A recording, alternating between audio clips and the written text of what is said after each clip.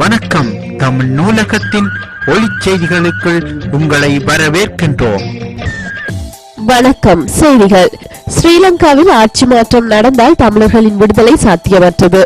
தமிழர்களின் தேசிய தலைவர் மேதகுவே பிரபாகரன் திட்டமே மஹிந்த ஆட்சிக்கு வந்த பின்னணியில் இருந்த ஆயுதம். தேசிய தலைவரின் கணிப்பு மிகச் சரியானது. இதைத் தொடர்ந்து வாசிக்கும் முன் தமிழர்களின் விடுதலையில் எந்தவித ஈடுபாடும் இல்லாமல் அல்லது தனிப்பட்ட குரோதம் காரணமாய் எமது சுதந்திர போரை விமர்சிக்கும் இசமிகள் கேள்வியொன்று கேட்பார்கள். அவர்களுக்கு பதில் அளித்துவிட்டு தொடர்ந்து செய்தியை படிப்போம். அவர்கள் கூறும் விதண்டாவாத கேள்வி இதுவாகத்தான் இருக்கும். அவர்களின் கேள்வி இவ்வளவு தமிழர்களை முள்ளிவாய்க்காலில் வைத்துக் கொள்ளவா மஹிந்தவை ஆட்சிக்கு கொண்டு வந்தார் என்று. முள்ளிவாய்க்காலில் உறவை பறிகொடுத்தவர்கள் கூட கேட்காத கேள்வியை இவர்கள் எப்படியும் கேட்பார்கள். விதண்டாவாதத்துக்கு இப்படியான விதண்டாவாதிகளிடம் திரும்பவும் ஒரு கேள்வியை கேட்போம். அர்ப்பணிப்புகள் இல்லாமல், இழப்புகள் இல்லாமல் விடுதலைக்கான கால நேரம் கணிப்பு போர் செய்து விடுதலை கிடைத்துள்ளதா? அவர்கள் பதில் ஆம் என இருந்தால் நாம் இதில் கூறப்போற விடயம் அனைத்தும் தவறு. அவர்கள் கூறுவது சரி. விடயத்துக்கு வருவோம். மஹிந்த ஆட்சிக்கு வந்ததால் தான் பல வருடங்களாய் சர்வதேசத்துடன் நெருங்கிய உறவை பேணியவர்கள் எதிரிகளானார்கள். இப்போது சர்வதேசத்துக்கும் ஸ்ரீலங்கா அரசுக்கும் இருக்கும் உறவில் சிறு விரிசல் தான் அது பெரிய விரிசலாய் மாற வேண்டுமெனில் மஹிந்த இன்னும் ஒருமுறை ஆட்சியில் இருக்க வேண்டும். யுத்த குற்றம் இன அழிப்பு என்று மாற வேண்டுமெனில் மஹிந்த ஆட்சியில் இருக்க வேண்டும். ஆட்சி மாற்றம் இலங்கை தீவில் சிறிது காலத்தில் இடம்பெற்றால் தமிழர்களை மிக பெரும் பின்னடைவை சந்திப்பார்கள். ஸ்ரீலங்காவில் தமிழர்களுக்கு உதவுவோம் என்று கூறியே தமிழர்களை அளித்த அனைத்து சிங்கள கட்சிகளும் ஆட்சியை பிடித்தன மஹிந்தவை தவிர. ஆட்சியை பிடித்த பின் அவர்கள் தமது தமிழர் எதிர்ப்பு செயலை பல ஆயிரம் தமிழர்களை கொன்றொழித்து வெளிப்படுத்தினர். இதில் சிங்கள அரசியல் வர்க்கம் யாருக்கும் யாரும் குறைந்தவர்களாய் இருக்கவில்லை என்பதுதான் உண்மை. மஹிந்த ஆட்சியை பிடிக்கும் போது தமிழர்களுக்கு உதவுவோம் என்று எங்கும் கூறவில்லை. தமிழர்களை அளித்த சிங்கள அரசியல் தலைவர்களில் மஹிந்த பெரிய வில்லன், ஆனால் நேர்மையான வில்லன். அதேபோல் முட்டாள் வில்லனும் அவர்தான். தேசிய தலைவர் கூட மாவீரர் தின உரையில் அதை வெளிப்படுத்தும் முகமாய் பேசியதை அவதானிக்க வேண்டும். மஹிந்தவின் தீவிர இனவிரோத தன்மை யாருக்கும் அடிபடிய போவதில்லை. மஹிந்த ஒரு சதாம் ஹுசேன் அல்லது முகமது கடாபி போல் சாவை தழுவும் வரை தந்த பலத்தை நிலைநிறுத்தவே முயற்சி செய்ய போகின்றார் இலங்கை தீவில். அவற்றுக்கான சந்தர்ப்பம் அதிகரிக்கவே சர்வதேசம் தமிழர்கள் பக்கம் சாயும் நிரந்தரமாய். அதுவே எமது விடுதலைக்கான சிறந்த பாதையாய் இருக்கும். ரணிலோ அல்லது வேறு மென்போக்கான தலைவரோ ஆட்சி மாற்றத்தின் மூலம் ஆட்சிக்கு வந்தால் சர்வதேசத்துக்கு அடிபணிவதை போல் காட்டிக்கொண்டு மறுமுனையில் இன அழிப்பு என்ற உண்மையான விடயம் சர்வதேச உதவியுடன் மறைக்கப்படும். தமிழர்கள் தனிநாடாய் பிரிந்து போவதற்கான அத்தனை அம்சங்களும் சர்வதேசத்தால் நிராகரிக்கப்படும். சிறு விரிசல் வந்த ஸ்ரீலங்கா சர்வதேச உறவுகள் சரி செய்யப்படும். ஸ்ரீலங்கா அரசு செய்த போர் பயங்கரவாதத்துக்கு எதிரான போர்தான். ஆனால் மஹிந்த போர் குற்றம் செய்தார் என்று தண்டிக்கப்படுவார். ரணில் ஆட்சியில் இருந்த போது தமிழீழ விடுதலை புலிகளோடு செய்து கொண்ட எந்த ஒப்பந்தத்தையும் நிறைவேற்ற முயற்சிக்கவில்லை. அவர் கூறிய காரணம் சிங்கள அடிப்படைவாதிகளின் எதிர்ப்பு. இது அவர் சர்வதேசத்தையும் தமிழர்களையும் ஏமாற்ற செய்த உத்தி. அவர் திட்டமும் சிங்கள அடிப்படைவாதிகள் திட்டமும் ஒன்றே. ரணில் கூட இருந்து முதுகில் குத்தும் வர்க்கம், மஹிந்த நெஞ்சில் குத்தும் வர்க்கம். இதுதான் இருவருக்கான வித்தியாசம். சிங்கள மென்போக்கான தலைவர்கள் என்று கூறும் எவரும் தமிழர்களின் தனித்தேசத்தை அங்கீகரிக்கவில்லை என்பதை நாம் முதலில் கவனிக்க வேண்டும். ஏன் தமிழர்களுக்காய் அதிகம் குரல் கொடுக்கும் தலைவர் விக்ரமபாகு கருணாரத்ன கூட தமிழீழம் தீர்வு என்று கூறியதில்லை. அவரும் ஒன்றுபட்ட ஸ்ரீலங்கா தான் தீர்வு என்கின்றார். தமிழர்களின் அடிப்படை உரிமையான தமிழர் தேசம், மொழி, கலாச்சாரம் இவற்றில் எது ஒன்றை நிராகரிக்கும் அல்லது ஏற்றுக்கொள்ள மறுக்கும் தலைவராகில் அவர் இறுதியில் தமிழர்களை அழிக்கவே விரும்புவார். காரணம், தமிழர்கள் இவற்றை ஒன்றும் விட்டுக் கொடுக்க போவதில்லை. தமிழர்கள் நாம் தெளிவாக இருக்க வேண்டும். நமக்கு வேதனைகள், வழிகள் தொடர்ந்து மஹிந்த தருவது உறுதி. ஆனால் அவர் தொடர்ந்து ஆட்சியில் இருந்தாலே தமிழர்களின் வெற்றி நிச்சயம். ஆட்சி மாற்றம் நடந்தால் தமிழர் விடுதலை சாத்தியமற்றதாகிவிடும். இன்று புத்தியுள்ள சிங்களவர்களும் சர்வதேசமும் ஆட்சி மாற்றத்தை எதிர்பார்க்கின்றன ஒழிய தமிழர் விடுதலையை கொடுக்கும் வழிமுறைகளை தேர்ந்தெடுக்கவில்லை என்பதை பல சந்தர்ப்பங்களில் அவதானிக்க முடிந்திருக்கும். இது தமிழர்களுக்கு நன்மை தராது, பாதகமே தரும். எமது விடுதலைக்கு சர்வதேச அங்கீகாரமே கிடைக்கவில்லை. அவர்களின் அங்கீகாரம் கிடைக்க வேண்டுமெனில் சர்வதேசமும் ஸ்ரீலங்காவும் மோத வேண்டும். ஸ்ரீலங்காவும் சர்வதேசமும் மோத வேண்டுமெனில் மஹிந்த தொடர்ந்து ஆட்சியில் இருப்பதன் ஊடாகவே சாத்தியமாகும். இல்லையெனில் அதற்கான சாத்தியம் இருந்தால் அவற்றை யாரும் விளக்க வேண்டும் எப்படி என்று. தமிழர்கள் சர்வதேசத்துடன் பேசி பலனில்லை, ஸ்ரீலங்காவோடு பேசினாலே பலன் என்று கூறுகின்றவர்களுக்கு சிறு செய்தி. தமிழர்கள் சிங்கள தலைவர்களோடு 60 வருடத்துக்கு மேல் பேசுகின்றார்கள், எதுவும் நடக்கவில்லை. அதே தமிழர் தமிழீழ நிலப்பரப்பில் 80% ஒரு நாட்டுக்கு வேண்டிய அத்தனை நிர்வாகங்களை வைத்திருக்கும் எமது சுதந்திரம் தனித்துவத்தை சர்வதேசம் அங்கீகரித்து தனிநாடா ஏற்றுக்கொள்ள முன்வரவில்லை. அதனால் எம்மை சர்வதேசம் அங்கீகரித்தாலே எமது விடுதலைக்கான பாதை சாத்தியமாகும். ஸ்ரீலங்கா அங்கீகரிக்காவிட்டாலும் எமக்கு பிரச்சனை இல்லை. ஏனெனில் சிங்களம் என்றும் அங்கீகரிக்கப் போவதில்லை. சர்வதேசம் தமிழர்களை அங்கீகரிக்குவதில் மீண்டும் தமிழர் போர் செய்து முழு தமிழீழத்தையும் ஏன் ஸ்ரீலங்காவையும் எமது கட்டுப்பாட்டுக்குள் கொண்டு வரும் பலமும் சக்தியும் தமிழர்களுக்கு இருக்கிறது. தமிழர்களிடம் பல வேலுப்பிள்ளை பிரபாகரன்கள் இருக்கிறார்கள். வேண்டுமென்றால் சந்தர்ப்பம் வந்தால் மீண்டும் வருவார்கள். தமிழ் நூலகம் 13/12/2013 வெளியிட்ட புலனாய்வு செய்தியை உண்மை என உறுதிப்படுத்தியது சென்னை குண்டுவெடிப்பு. தமிழ் நூலகம் சிரமங்களின் மத்தியில் தயாரிக்கும் புலனாய்வு செய்திகள் அச்செய்தியை பெற்றுக்கொள்ள தமது உயிரையும் துச்சம் என நினைத்து தகவலை பெற்றுத்தரும் தமிழ் நூலக தொண்டர்களின் பணிகளை இவ்விடத்தில் பாராட்டி தொடர்ந்து செய்தியை படிக்கவும். சென்னையில் குண்டு வெடிப்பது, அதற்கான குற்றவாளிகளை சரியாக கைது செய்யப்படாவிட்டாலும் அதற்கான தொடர்புகள் ஸ்ரீலங்காவில் அரசின் செல்வாக்கில் இயங்கும் குழுக்களின் தொடர்பு இருக்கலாம் என அஞ்சப்படுகின்றது. அண்மையில் தமிழ்நாட்டில் கைது செய்யப்பட்ட கண்டி பகுதியில் வசிக்கும் ஸ்ரீலங்கா பிரஜையே இதற்கு காரணம். இதில் எவ்வளவு உண்மை இருக்கிறதோ இல்லையோ என்பதற்கு அப்பால் நடந்த சகல விடயங்களையும் உற்று நோக்கி பார்த்தால் இவையெல்லாம் ஒரு காரணத்துக்காகவே நடைபெறுகின்றன என்கின்ற விடயம் வெளிப்படும். ஸ்ரீலங்கா நபர் நேரடியாக குண்டுவெடிப்பில் சம்பந்தப்பட்டாரா இல்லையா என்பதற்கு அப்பால் இந்தியாவை பலவீனப்படுத்தும் செயல்பாட்டில் இவைகள் அனைத்தும் ஒரு இலக்கை நோக்கி பின்னப்பட்ட சதிகளே. இந்த சதிகளின் பின்னணியில் யார் உதவுகின்றார்கள் என்பது ஊகிக்க நெடுநேரம் எடுக்காவிட்டாலும் இவற்றை எப்படி எங்கிருந்து செயல்படுத்துகின்றார்கள் என்பதுதான் கேள்விக்குறியா இருக்கும்.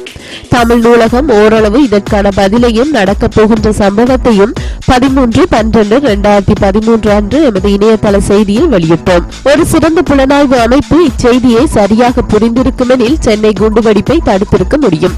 காரணம், இலங்கை தீவை மையப்படுத்தி செயல்படுத்தும் எந்த செயல்பாடும் அடுத்த அருகில் உள்ளவர்கள் தான் என்பதை ஊகிக்க முடியும்.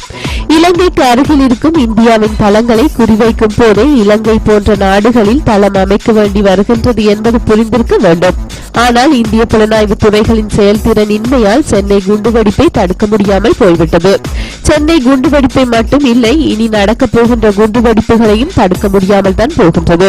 காரணம், இந்தியாவின் வெளிநாட்டு கொள்கையும் தமிழர் அழிப்பு நிகழ்ச்சி நிரலும் தான். இந்தியாவின் ஸ்ரீலங்கா அரசோடு சேர்ந்து தமிழர்களை பலவீனப்படுத்த வேண்டும் என்கின்ற நிலையால் ஸ்ரீலங்கா அரசுக்கு எதிரான எந்த நடவடிக்கையும் இந்தியா செய்யாது என்பதனால் பாகிஸ்தான் லாபம் அடைய போகின்றது. தமிழ்நாட்டில் ஆயுத குழுக்கள் உருவாகலாம். காரணம், தமிழர் அழிப்பு இந்திய கொள்கை. அப்படி தமிழ்நாட்டில் போராளிகள் குழு உருவானால் அதை கூட பாகிஸ்தான் உதவிகள் செய்து வளர்க்கும். தமிழர்களை இந்தியா அளித்தால் அதை தடுக்க தமிழர்கள் பாகிஸ்தானிடம் உதவி பெறுவதில் தவறு இருக்க போவதில்லை. சென்னையில் நடந்த குண்டுவெடிப்பு கூட மத்திய அரசின் கட்டுப்பாட்டில் இருக்கும் நிறுவனத்தில் நடந்ததாகும்.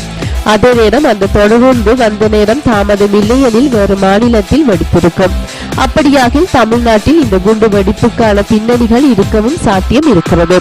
எது எவ்வாறாகிலும் இந்த குண்டு வெடிப்புக்கு இந்திய அரசின் மக்கள் மீதான அடக்குமுறைகளே காரணம். சோனியாவை அதிகாரத்தில் கொண்டு வருவதற்காய் பல இந்திய பிரதமர்கள் கொல்லப்பட்டார்கள். புலனாய்வு சிந்தனை. இந்தியாவின் பிரதமர் கொலை, பலமிக்க மனிதர்கள் கொலை என சகலவற்றையும் சோனியாவை அதிகாரத்தில் கொண்டு வருவதற்காய் மேற்குலகம் செய்தார்கள். நினைக்கவே இவைகள் சாத்தியமா என்கின்ற கேள்வியும் எழலாம். ஆனால் இவற்றுக்கான சாத்தியம் இருக்கிறதா இல்லையா என்று இக்கட்டுரையை வாசித்து முடிக்கும் போது புரிந்து கொள்வீர்கள். ரஷ்ய நாட்டு மண்ணில் 11ஆம் தேதி தை மாதம் 1966 இந்திய பிரதமர் லால் பகதூர் சாஸ்திரியின் மர்ம மரணத்தோடு ஆரம்பிக்கின்றது. இதற்கு முன் நடந்த காந்தி கொலை கூட இந்த சந்தேக வட்டத்துக்குள் இருந்தாலும் பிரதமர் லால் பகதூர் சாஸ்திரியின் கொலைதான் இவற்றுக்கான ஆரம்ப இடம் என்று கருத முடியும். காரணம், இந்திரா காந்தி லால் பகதூர் சாஸ்திரியின் காலத்தில் 1964ஆம் ஆண்டு அரசியலுக்குள் உள்வாங்கப்பட்டார்.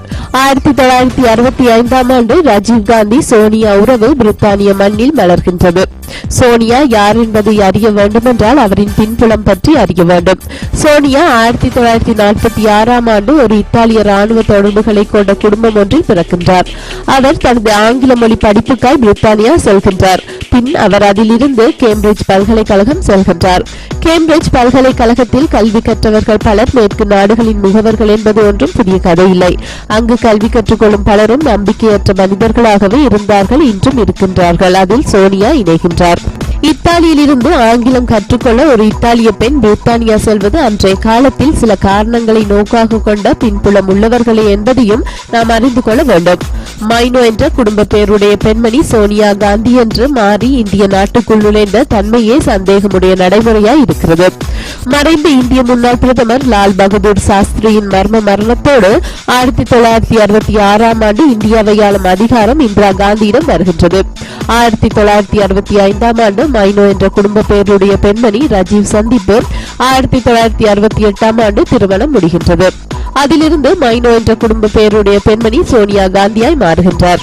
எது எவ்வாறெனிலும் நேருவின் அடுத்த அதிகார வர்க்க வாரிசாக இந்திரா காந்திக்கு பின் சஞ்சய் காந்தியே வர வேண்டும் என்பதுதான் இந்திரா காந்தியின் விருப்பமும் அதற்கு ஏற்ற வகையில்தான் சஞ்சய் காந்தியை இந்திரா காந்தி வளர்த்தெடுத்தார். அவரை இந்திரா காந்தி 1980 வைகாசி மாதம் காங்கிரஸ் கட்சி பொதுச் செயலாளராய் நியமித்தார். நியமிக்கப்பட்டு ஒரு மாதத்தில் விமான விபத்தில் மரணமானார். அவர் மீது பங்குனி மாதம் 1977 ஆண்டு கொலை முயற்சி நடைபெற்றது என்பது இங்கு சிந்திக்க வேண்டிய விடயம். அதனால் அவரின் சாவில் மர்மம் இருப்பதை உணர முடிகின்றது. விமான விபத்து இல்லை, மிக நுட்பமாக திட்டமிட்ட சதியே அவரின் மரணத்துக்கு காரணம். சஞ்சய் காந்தியின் மரணத்துக்கு பின் ராஜீவ் காந்தியை அந்த இடத்துக்கு வேறு வழியில்லாமல் கொண்டு வருகின்றார் இந்திரா காந்தி. சஞ்சய் காந்தியின் பொறுப்புகள் ராஜீவ் காந்தியிடம் மாறுகின்றது. 1984 ஆண்டு இந்திரா காந்தி கொல்லப்படுகின்றார். அவர் இடத்தை ராஜீவ் காந்தி நிரப்புகின்றார். நேரு குடும்ப ஆட்சிப்படம் ஏறக்கூடிய நேரடி இந்திய வாரிசுகள் ராஜீவ் காந்தி மட்டும் என்கின்ற நிலைக்கு வருகின்றது. இதில் அவரின் உயிரும் பறிக்கப்பட்டால் இலகுவாய் அந்த பொறுப்பு மைனோ என்ற குடும்ப பெயருடைய பெண்மணி சோனியா காந்தியிடம் போவது உறுதியாகின்றது. ராஜீவ் காந்தி எங்கு சென்றாலும் கூட செல்லும் மனைவியும் அரசியல்வாதிகளும் 1991 ஆண்டு ராஜீவ் உயிர் பறிக்கப்படுகின்ற போது செல்லவில்லை என்பது இங்கு குறிப்பிடத்தக்கது. ராஜீவ் காந்தி மரணம் நடைபெற்று முடிந்ததும் அதிகாரத்தை சோனியா பெற்றுக் கொள்கின்றார்.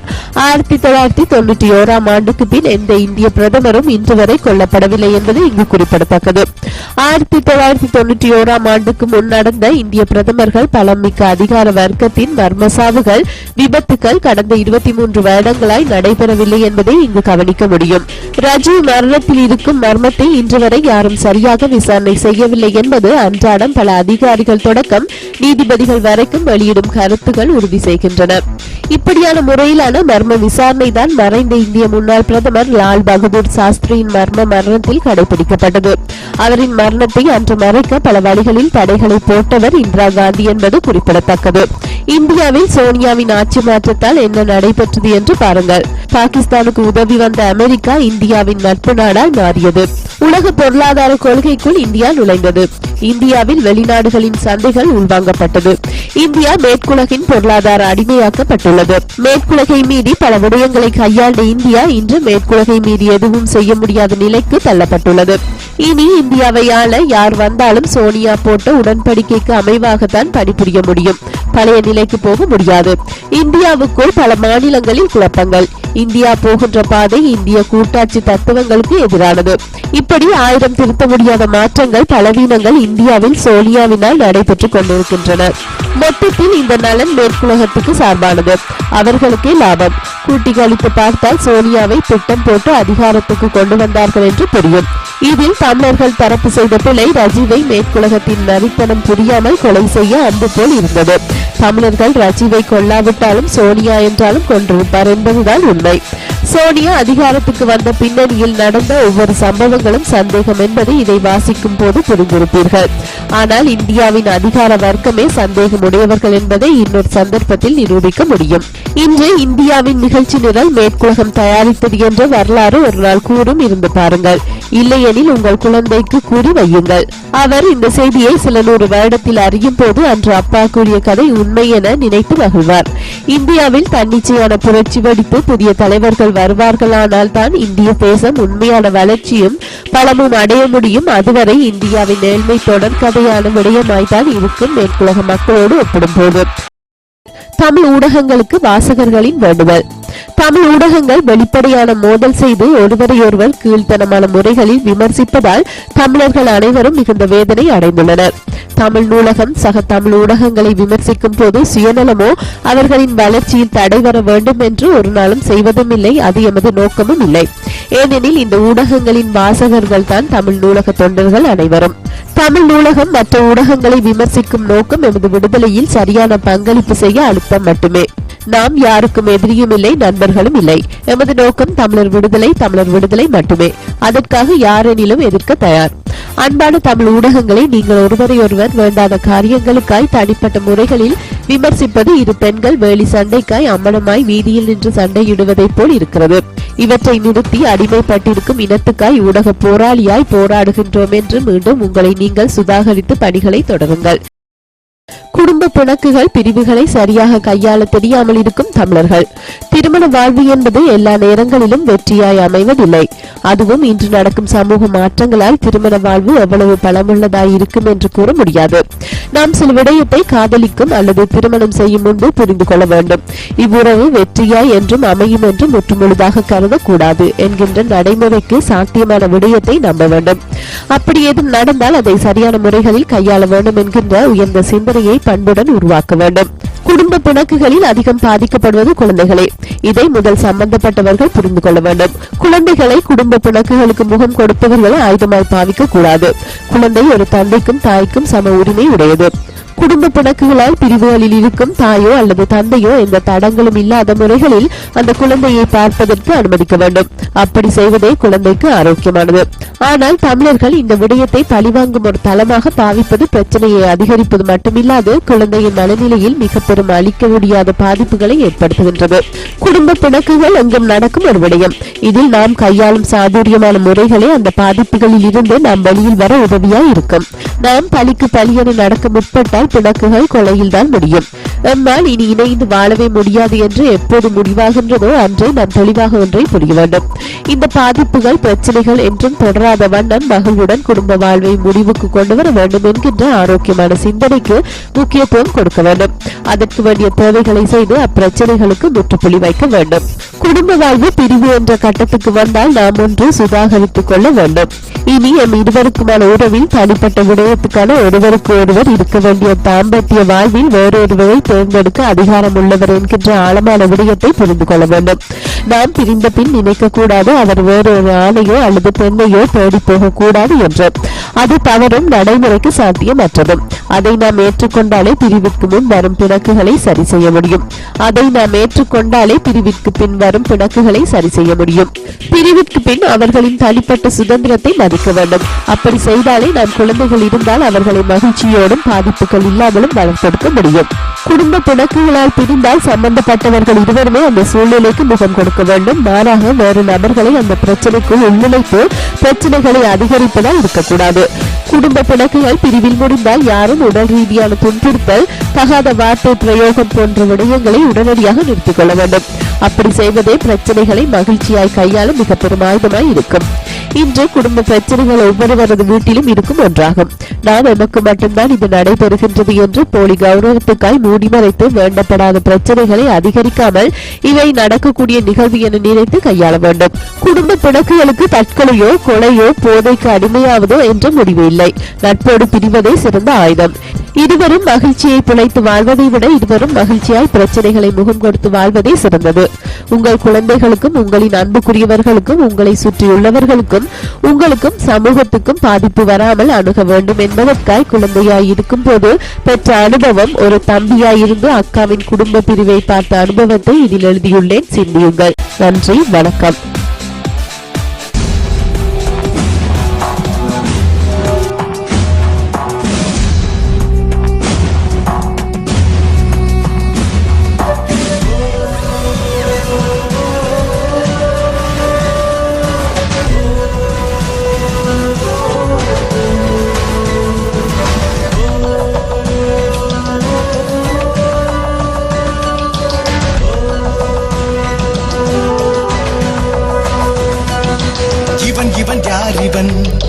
இந்த இயற்கையை வென்றவன், இளைஞர்கள் தலைவன் இவன், இந்த தேசம் வென்றவன்.